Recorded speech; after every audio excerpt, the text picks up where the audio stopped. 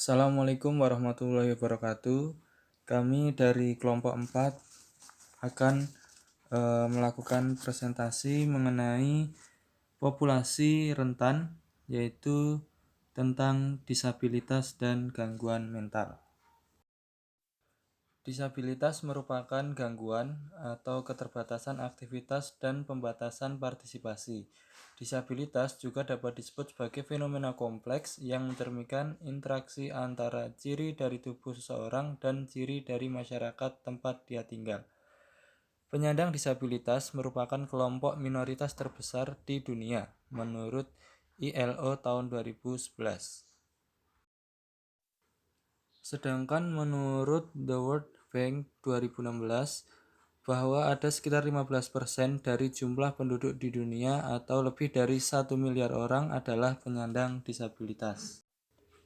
Sedangkan berdasarkan dari data sensus nasional pada tahun 2018, terdapat 14,2% penduduk Indonesia yang menyandang disabilitas atau sekitar 30,38 juta jiwa.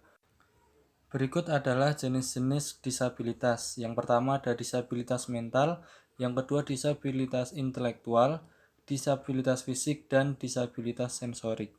Yang pertama adalah disabilitas mental. Disabilitas mental penyandang disabilitas yang mengalami keterbatasan akibat adanya gangguan pada pikiran atau otak penderita.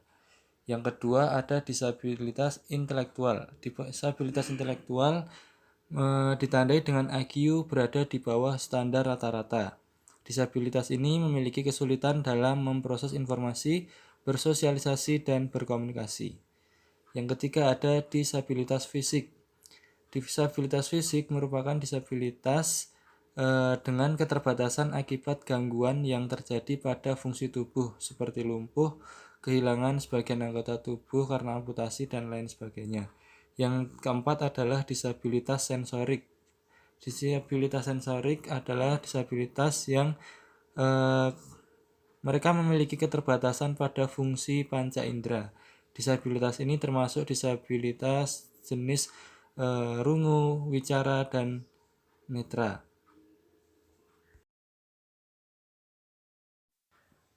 Gangguan mental. Gangguan mental adalah kondisi kesehatan yang mempengaruhi pemikiran, perasaan, perilaku, suasana hati, dan kombinasi di antaranya. Menurut Fadila 2021. Gangguan mental adalah kondisi kurang sejahtera seseorang individu yang tidak menyadari kemampuan dirinya sendiri, tidak mampu mengatasi tekanan kehidupan yang normal, tidak dapat bekerja secara produktif, dan tidak mampu memberikan kontribusi pada masyarakat. Berikut adalah macam-macam gangguan mental. Ada 6. Yang pertama ada depresi, kedua kecemasan, ketiga gangguan stres pasca trauma atau PTSD, yang keempat adalah gangguan bipolar, yang kelima adalah gangguan obsesif kompulsif atau OCD, dan yang terakhir adalah gangguan psikosis. Yang pertama adalah depresi. Depresi merupakan gangguan mental yang paling sering dialami. Gangguan mental ini ditandai dengan kesedihan yang terlalu lama hingga penderita merasa stres, putus asa, perasaan tidak berharga, hingga berpengaruh pada kesehatan fisik yang sulit untuk dideteksi oleh medis. Yang kedua ada kecemasan. Kecemasan merupakan perasaan yang diawali karena tidak mampunya seseorang dalam mengendalikan pikiran dan perasaannya.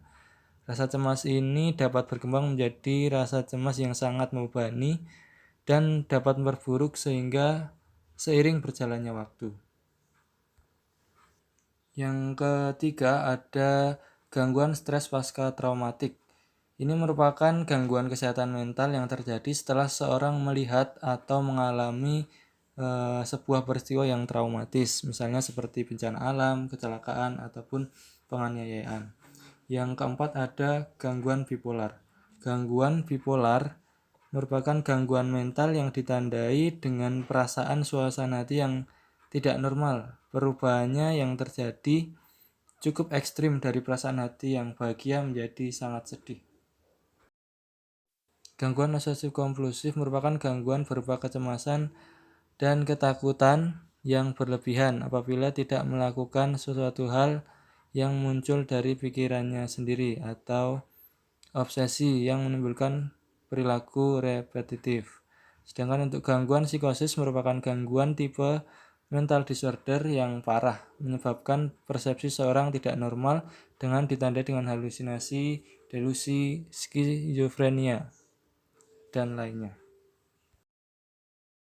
Lalu dalam konteks keperawatan bencana, apa sih yang bisa intens kita berikan pada fase pra bencana, saat bencana, dan pasca bencana? Nah, kita akan bahas di sini. Yang pertama adalah manajemen keperawatan bencana pada fase sebelum bencana pada korban disabilitas dan gangguan mental. Yang pertama adalah koordinasi dan diskusi dengan komunitas atau organisasi penyandang disabilitas terkait resiko bencana dan membuat persiapan apabila sewaktu-waktu terjadi bencana. Yang kedua, membuat pemetaan kebutuhan penyandang disabilitas pada saat bencana alam. Dan yang ketiga, melatih penyandang disabilitas dan kerabat terdekat tentang kegiatan penyelamatan ketika terjadi suatu bencana. Jadi kita juga melibatkan kerabat ataupun keluarga dan orang terdekat yang merawatnya. Bagaimana hal-hal yang bisa dilakukan ketika sewaktu-waktu terjadi bencana. Selanjutnya, manajemen pada saat bencana atau fase saat terjadi bencana. Yang pertama yang bisa dilakukan adalah melakukan evakuasi bagi penyandang disabilitas untuk menjauh dari lokasi bencana. Yang kedua, mengevakuasi penyandang disabilitas yang ditinggalkan oleh keluarga saat terjadi bencana. Dan yang ketiga, menampung di pengungsian, membawa korban ke rumah sakit, melakukan pendekatan dan penilaian, memberikan konseling, dan memberikan terapi.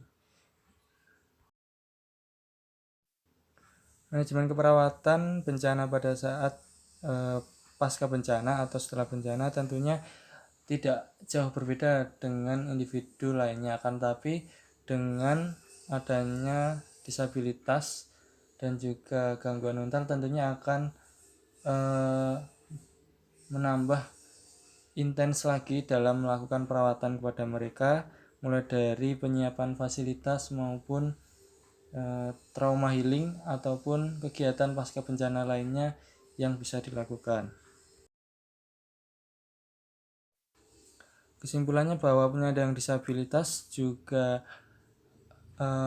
berperan atau juga punya hak untuk melakukan persiapan, melakukan apa yang bisa mereka lakukan saat sebelum, saat bencana, serta pasca bencana. Tetapi pada kenyataannya penyandang disabilitas masih banyak yang diremehkan, bahwa mereka adalah kelompok-kelompok yang kurang dan rentan. Nah, PR kita adalah mengubah mindset tersebut agar terjadi keseimbangan dalam dunia kesehatan.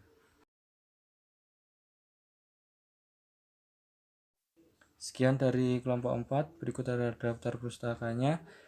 Kurang lebihnya kami mohon maaf. Saya Airi, wassalamualaikum warahmatullahi wabarakatuh.